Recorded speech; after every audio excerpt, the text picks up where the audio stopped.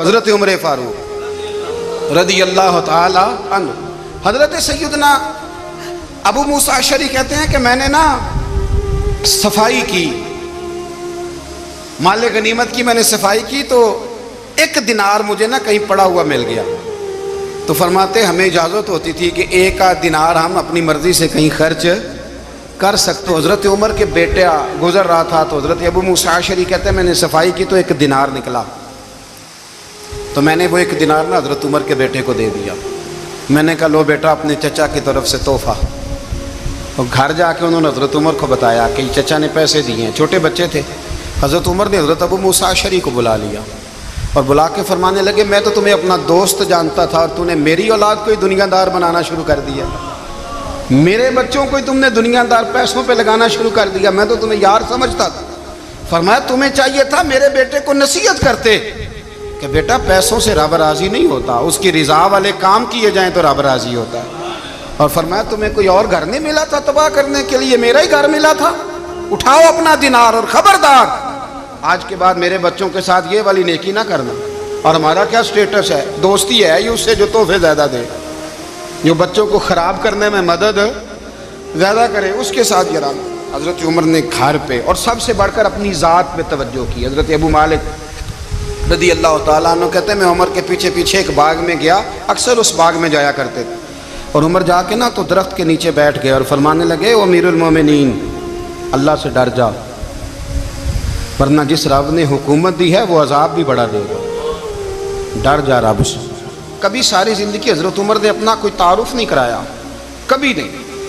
ایک بندے نے آپ کے سامنے تعریف کر دی آپ کی تو فرمانے لگے تو خود بھی ہلاک ہوا اور مجھے بھی ہلاک کر دیا، کیا ضرورت پڑی ہے میری تعریفیں کرنے کی، اتنی دیر میری تعریف میں لگائی. اللہ کا ذکر کرتا رب تجھے ثواب دیتا، حضور پہ درود پڑھتا تو رب تیرے اوپر رحمتیں نازل کرتا.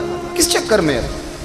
آج جتنا اچھی کوئی خوشامد کرے اتنی اچھی وزارت ملتی ہے، جتنی اچھی اس کو جو ہے وہ چاپلوسی کرنی آیا درجہ بھی اسے اتنا ہی اچھا ملتا ہے. حضرت عمر فاروق رضی اللہ تعالیٰ عنہ آپ کے بیٹے کہتے ہیں، صاحب فتوح الشام نے لکھا ہے، آپ کے صاحبزادے کہتے ہیں میں نکلا تو میرے ابا جی نا اپنی پشت پر مشکیزہ رکھ کے کنویں سے پانی بھر کے آ رہے. میں دوڑ کے آگے گیا، میں نے کہا ابا جی مجھے دے دے. فرمانے لگے بیٹا تیرا کیا خیال ہے، کوئی اور نہیں تھا مشکیزہ بھر کے لانے کے لیے، تیرا کیا خیال ہے؟ کہا ابا جی بڑے لوگ تھے پر آپ کیوں اٹھا رہے ہیں؟ فرمانے لگے نفس نا ذرا میرا بڑا ہو گیا تھا، اسے ذرا ذلیل کر رہا ہوں، ذرا اپنا محاسبہ کر رہا ہوں. یہ مجھے کہہ رہا تھا تو بڑی چیز ہے، تو میں نا ابھی مشکیزہ گھر رکھ کے آؤں گا، پھر تیری ماں نے مجھے کہا ہے کہ گھر میں لکڑیاں کوئی نہیں جلانے کے لیے، پھر میں جنگل سے لکڑیاں کاٹ کے لاؤں گا. اب میں امیر المومنین بن کے نا تو میرا نفس تھوڑا بڑا ہو گیا. اب یقین کریں ہمارا آزما خراب ہو جاتا ہے جب تک ہمارا تعارف صحیح نہ ہو، ہمارا تعارف ٹھیک نہ ہو. میں یہ ہوتا ہوں میں وہ ہوتا ہوں، چھوڑ مٹی دیں تے مٹی رہنا ہی، مٹی دیں تے مٹی دیں تے مٹی رہنا ہی. ایویں کادی بلے بلے اج مٹی دے اتے بندیا تے کل مٹی دے تھلے. حضرت عمر فاروق اللہ اکبر، حضرت عمر جیسا بندہ 24 لاکھ مربع میل کا حکمران اور شاہ روم کو خط لکھ کے کہتا ہے میں منت نہیں کرتا میں حکم دیتا ہوں. اتنا تگڑا بندہ. جنگ قادسیہ کے لیے حضرت سعد بن ابی وقاص کو بھیجا، فتوح الشام پڑھ کے دیکھیں. حضرت عمر بڑے پریشان ہیں، اتنے دن ہو گئے کوئی رپورٹ ہی نہیں آئی. اب تو موبائل ہے نا، ایک ایک منٹ کی رپورٹ لیں آپ، بلکہ آپ ایک منٹ کی فوٹو لیں، آپ رپورٹ تو دور رہ گئی. حضرت عمر فاروق رضی اللہ تعالیٰ عنہ بڑے پریشان ہیں کہ قادسیہ میں حضرت سعد بن ابی وقاص کے ساتھ لوگ جہاد کرنے گئے، رپورٹ کوئی نہیں آ رہی. اتنے پریشان تھے کہ باہر نکل کے نا اس رستے پہ بیٹھ جاتے جو رستہ قادسیہ کی طرف سے آتا تھا. اس جو بھی آتا جاتا پوچھتے جنگ کے کیا حالات ہیں. ادھر جب اللہ نے فتح دے دی نا تو حضرت سعد بن ابی وقاص رضی اللہ تعالیٰ عنہ نے نا ایک قاصد کو خط دے کے بھیجا، کہنے لگے عمر کے پاس جاؤ، انہیں اطلاع دو کہ الحمدللہ اللہ نے اسلام کو فتح عطا کر دی. یہ حضرت عمر کو جا کے دینا. وہ بڑے پریشان ہوں گے. وہ جو اس زمانے میں اس طرح ہوتا تھا کہ کئی دور دور سے صحابہ جو دوسرے شہروں کے ملکوں کے رہنے والے ہوتے تھے وہ بھی آ کے شامل ہو جاتے تھے جہاد میں. کوئی ایک دفعہ مدینے آیا، کوئی 2 دفعہ آیا، پھر اپنے اپنے علاقوں میں. بہت سارے لوگوں نے زیادہ دفعہ حضرت عمر کو دیکھا بھی نہیں تھا. وہ جو قاصد خط لے کے آیا تھا نا، اس نے ایک آدھ دفعہ دیکھا تھا، حضرت عمر بوڑھے ہو گئے، وہ پہچانتا نہیں تھا۔ میری بات کی سمجھ آ رہی ہے آپ حضرات؟ ادھر سے وہ خط لے کے آ گیا۔ حضرت عمر مدینے سے باہر نکل کے اس روڈ پہ بیٹھے تھے جو قادسیہ سے آتا تھا۔ جب وہ اس آدمی کو آتے دیکھا تو حضرت عمر اٹھ کے کھڑے ہو گئے، فرمانے لگے قادسیہ سے آ رہے ہو؟ وہ کیا کہتا ہے؟ پھٹے پرانے کپڑے، ٹوٹے ہوئے جوتے، سر پہ پرانی پگڑی، کہنے لگے غلام مدینے کے رہنے والے ہو؟ حضرت عمر کہنے لگے ہاں مدینے کا ہوں۔ کہا میں قادسیہ سے آیا ہوں، الحمدللہ اللہ نے اسلام کو فتح دے دی ہے، الحمدللہ کفر کی کمر ٹوٹ گئی ہے۔ اس نے یہ بات کر کے تو گھوڑے کو ایڑی لگائی، گھوڑا دوڑنے لگا مدینے کے، حضرت عمر بھی ساتھ ساتھ دوڑ رہے، فرمانے لگے اچھا بتاؤ خالد بن ولید کا کیا حال ہے؟ تھوڑا آگے جا کے فرمانے لگے اسامہ بن زید کیسے ہے؟ وہ کہتے ہیں ٹھیک ہے۔ پھر اس نے اور گھوڑا، عمر ساتھ ساتھ دوڑ رہے ہیں، ساتھ ساتھ 24 لاکھ مربع میل کا حکمران، ایک جوتا پیر سے نکل گیا، عمر دوڑ رہے ہیں۔ آگے جا کے پوچھتے ہیں سعد بن ابی وقاص کا کیا حال ہے؟ کہ حضور وہ بھی ٹھیک ہے۔ کتنے لوگ میرے شہید ہو گئے مسلمانوں میں سے؟ کہنے لگا صحیح گنتی کا نہیں پتا، یہ لفظ ادا ہوتے ہوتے مدینے کی سرحد آ گئی۔ لوگوں نے عمر کو گھوڑے کے ساتھ دوڑتے دیکھا تو کہا امیر المومنین کیوں دوڑ رہے ہیں؟ وہ غلام چھلانگ لگا کے نیچے آیا، قدموں میں بیٹھ گیا، کہنے لگا حضور آپ نے بتایا ہی نہیں آپ امیر المومنین ہیں۔ آپ فرمانے لگے کیا بتاتا؟ میں تو اونٹ چرانے والے کا پتر ہوں، کیا بتاتا؟ وہ عمر ہوں جس نے اپنے گناہوں کا حساب دینا ہے، کیا بتاتا؟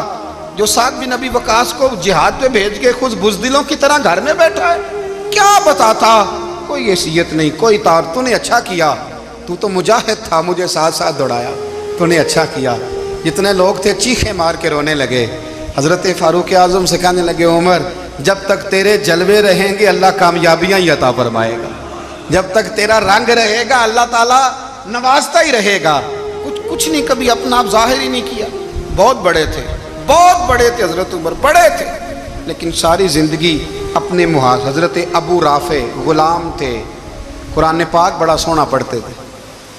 حضرت عمر جب بھی انہیں ملتے کہتے ابو رافع تو عمر سے اچھا ہے، قرآن بڑا شاندار پڑھتا ہے۔ تو وہ کہتے حضور اگر میں قرآن صحیح پڑھتا ہوں تو آپ کو قرآن کی تشریح زیادہ صحیح آتی، آپ بھی تو مجھ سے افضل ہیں۔ تو آپ فرماتے نہیں پھر بھی تو مجھ سے افضل ہے۔ کیوں؟ اس لیے کہ تو اپنے غلام اپنے آقا کی نوکری بھی ٹھیک کرتا ہے اور رب کی عبادت بھی ٹھیک کرتا ہے، اور مجھے خالص صرف عبادت کرنی ہوتی ہے وہ بھی ٹھیک نہیں کر پاتا۔ ساری زندگی اپنا محاسبہ، ساری زندگی اپنے گریبان میں دیکھا، ساری زندگی اپنے آپ کو پرکھا، اپنے آپ کو ٹٹولا۔ 62 سال عمر بیت گئی۔ حضرت حذیفہ بن یمان ایک صحابی تھے، میرے نبی کریم علیہ السلام نہ ان سے راز کی باتیں کرتے تھے۔ ہر بندے کا ہاضمہ ٹھیک نہیں ہوتا، سب سے راز کی بات نہیں کرنی چاہیے۔ حضرت حذیفہ بن یمان کہتے ہیں حضور راز کی باتیں بتاتے ہیں۔ مدینہ منورہ میں جو منافقین تھے ان کی لسٹ بھی نبی پاک نے حضرت حذیفہ بن یمان کو دی تھی۔ جب کوئی مشکوک آدمی مر جاتا نا تو صحابہ کہتے ہیں ہم دیکھتے اگر حضرت حذیفہ نے جنازہ پڑھا ہے تو ہم بھی جنازہ پڑھ لیتے۔ نبی پاک نے بھی کچھ جنازے نہیں پڑھے، ترمذی میں ہے، فرمایا عثمان سے جو بغض رکھے اس کا جنازہ نہیں پڑھیں گے۔ حضرت حذیفہ بن یمان اگر جنازہ پڑھتے تو لوگ پڑھتے، وہ نہ پڑھتے تو لوگ جنازہ نہ پڑھتے۔ حضرت حذیفہ بن یمان کہتے ہیں جناب عمر فاروق کی خلافت کے آخری ایام تھے، کچھ دنوں کے بعد وہ شہید ہو گئے۔ فرماتے ہیں آدھی رات کا وقت تھا، میں گھر میں سویا تھا بڑا بے فکر، اچانک میرے دروازے پہ دستک ہوئی، میں گھبرا کے اٹھا، اتنی رات کو کون آیا؟ کہتے ہیں قربان جاؤں، دروازے پہ گیا تو امیر المومنین فاروق اعظم دروازے پہ۔ میں نے کہا عمر کوئی حکم تھا تو مجھے بلا لیتے۔ کہنے لگے میں نا امیر بن کے نہیں آیا، تیرا ویر بن کے آیا ہوں۔ امیر المومنین کی حیثیت سے سرکاری کام سے بلاتا تو وہاں بلاتا، مجھے ایک ذاتی کام پڑ گیا۔ کہتے ہیں میں نے عمر کو گھر کی اندر بلا کے چارپائی پہ بٹھایا، میں نے کہا حضور میں غریب آدمی ہوں، میں کیا آپ کے کام آ سکتا ہوں؟ تو کہتے ہیں انہوں نے نا مجھے ساتھ بٹھا لیا، پھر میرا ہاتھ پکڑ لیا، کہنے لگے تو عمر کو جانتا ہے؟ عمر جھوٹ نہیں بولتا، تو جانتا ہے عمر وعدوں کا پکا ہے؟ کہا حضور جانتا ہوں۔ کہا میں اس وقت آیا ہوں جب دیکھ بھی کوئی نہیں رہا۔ حضرت حذیفہ بن یمان کہتے ہیں پریشان ہو گیا، حضور پہلیاں نہ بجھوائیں، مہربانی کریں بتائیں کدھر آئے ہیں؟ حضرت عمر فاروق فرمانے لگے 62 سال کا ہو گیا ہوں، 63 میں چل رہا ہے، दाढ़ी सफ़ेद हो गई है, फल पक गया, उठ फरीदा सुत्या, दाढ़ी आ गई पूर, अग्गा नेड़े आ गया, पिछा रह गया दूर। अब कब्र अशर का मामला साफ नजर आने लगा है। कहा हुजूर मुझसे क्या चाहते हैं? हज़रत उमर रो पड़े, कहने लगे आज मैं इशा के बाद निकला हूँ तो नबी पाक के सहाबा मुझे नेक कह रहे थे, फिर मैंने बच्चों की माँ से और बच्चों से भी पूछा है, वो भी मुझसे राज़ी हैं, पर हुज़ाफ़ा तेरे साथ नबी पाक राज की बातें करते थे, सच बता कहीं उमर का नाम मुनाफिकों में शामिल तो नहीं? सच बताओ, उन मुनाफिकीन में तो शामिल नहीं, कहीं ऊपर ऊपर से तो नहीं सारा कुछ?